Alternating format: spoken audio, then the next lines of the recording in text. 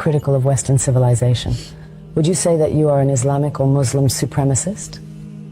Yes, of course. Of course. Muslim supremacist, of course. Islamic supremacist, of course. And there's nothing wrong with that. There's not a thing wrong with that. You're a Western supremacist. You believe in the supremacy of your values. You believe in the supremacy of your belief system. You believe in the supremacy of your belief system so much that you want the whole world to follow it. You try to force the entire world to follow your belief system because you believe it's so right. You came up with the, Universal Declaration of Human Rights. You took it upon yourself to decide what are the human rights for the entire human race. Well, all right, but I mean, it's... That's supremacist. You believe that you have the authority, you have the right to decide what are the rights of human beings everywhere in the world forever. And your belief in your right to do that has been brutally manifest all around the world for centuries. Not for years, not for decades, for centuries. But the difference is that in Islam, to believe in the supremacy of Islam includes, one of the things that we believe in is that we don't have the right to compel you to follow our beliefs. But you don't have that. You absolutely believe that you have the right to compel others to follow your beliefs. And the entire 20th century, and forget that, the 19th century, and as long as anyone can remember, is testimony to the fact that you believe that you have every right in the world to force all of the people in the world to follow your belief system. That you have the right to impose that on people. And people all over the world, in Africa, and Latin America, and Asia, and the Middle East, everywhere in the world can testify. You absolutely believe that you have the right to compel people through force, through invasion, through occupation, through colonialism, through imperialism, through extremely coercive economic policies. But Muslims, we don't believe that we have the right to impose that. We believe lakum dinukum waliya din. To you your way, to us our way. To you your deen, to you your belief system, your way of life, your lifestyle, your approach to the world, and to us ours. That's part of our belief. So our supremacist nature about Islam includes the fact that we don't have a right to compel you to follow our way. We believe that our belief is superior. And we believe that anyone who follows that belief is following a superior belief system. And of course I fully believe that following Islam is the best way for any human being to live their life. And the perfect set of laws, the perfect set of ethics, the perfect set of morals for any individual to follow and for any state to follow. Being a Muslim supremacist isn't racial. Muslim isn't a race, it's not an ethnicity, it's a belief. And we absolutely believe in the perfection and superiority of what we believe in. We have absolute conviction about that, absolute commitment to that, certainty about that, yaqeen about that. But do you have that about yours? Do you have that conviction about yours? You're very busy trying to impose it all around the world, but when times get tough for you, your so-called enlightenment values go out the window, don't they? I mean, when there's too many diverse opinions in your society, then you start creating bureaus and departments in the government for combating so-called disinformation. Freedom of the press is out the window. When times get tough, you ban protests. You arrest people for protesting. Freedom of assembly out the window. When your belief system becomes difficult to maintain, difficult to preserve, you throw it under the bus without hesitation. But that's not the case with Muslims.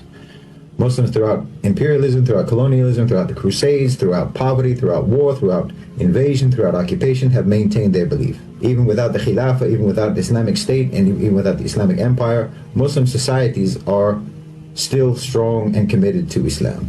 We're still committed to our belief system. Nothing can change that.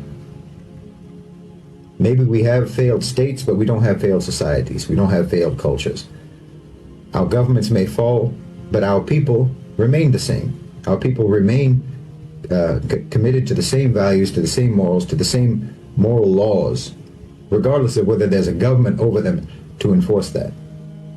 But that's not the case with you.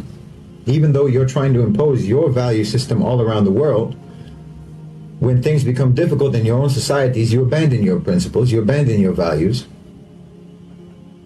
They're insufficient for preserving the security and the stability and the tranquility of your societies. They're insufficient. They're inadequate for that.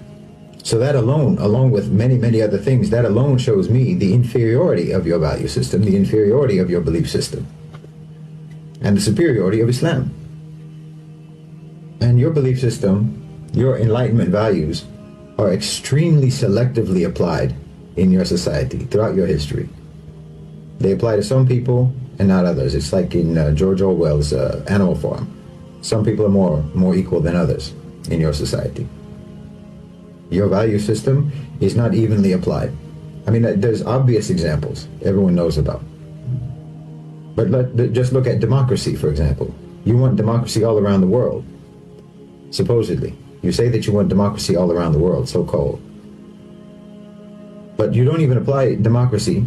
Let's just, for the sake of argument, let's pretend that you have a democratic system in the United States, and it's an actually healthy, functioning democratic system, which is obviously not the case. But let's just, for the sake of argument, pretend that it is. You don't believe that democracy is important, for example, in the private sector. You don't believe that businesses, that companies, that corporations should be democratic. Your belief in the supremacy of democracy does not extend to the private sector. Corporations don't have to be democratic, do they? In fact, corporations are sacrosanct. It's sacrilegious to say that there should be any intervention in the private sector to make it actually accountable to the population, accountable to the public, accountable to the workers. And anyone who even talks about something like that, anyone who even suggests that companies and corporations should be democratic, will be persecuted. I mean, look at the struggle that organized labor had in the United States. Coal miners were literally bombed from the sky when they tried to organize and secure their rights and have some kind of democratic representation with the coal companies. When just now, when the railway workers were wanting to strike for better wages, for more humane working conditions, more rational and reasonable and fair workloads that would actually help to guarantee the safety of those trains, Joe Biden and the government prohibited them from striking. Where's the democracy? Because you don't mean the things that you say. You don't mean the values that you espouse. You don't mean it. If you meant it, then you would apply it across the board. You would apply it to everybody in all institutions and all dimensions of your society. It would be applied everywhere, but it's not. Democracy doesn't belong in the workplace. Democracy doesn't belong in the company, in the business, in the corporation. And no one's even supposed to suggest that it should. That's an inferior belief system. It's inadequate. It's inadequate for building a civilization, for building a cohesive society. Because look, the only group identity, the only sort of group identity that makes any sense at all, it's not racial, it's not ethnic, it's not nationalistic, not even based on language or shared culture or shared heritage. None of that makes any sense as a shared group identity. The only thing that makes sense is shared belief system. That's the only thing that makes sense as a group identity from which you can build cohesion and camaraderie and brotherhood and solidarity between people. Only belief system. You can have a certain skin color and have nothing whatsoever in common with other people who have that skin color. You can have the same language and certainly have nothing in common whatsoever with someone who speaks the same language. I'm German-Irish. What do I have to do with all of the other people in the world who are German-Irish? Just because we're German-Irish, we have nothing in common. And yet I have more in common with a Muslim from Mali, with a Muslim from Indonesia, with a Muslim from Morocco, with a Muslim from China, from Chechnya. I have more in common with them immediately, instantly, effortlessly. We have the same frame of reference. We have the same moral code. We have the same belief. We admire the same people. Our heroes are the same heroes. Our role model is the same role model. I have more in common with them than I have with someone whose belief system is different from mine, but who looks like me, or who speaks my language, or who comes from my country. That doesn't create solidarity, and there's no reason why it should.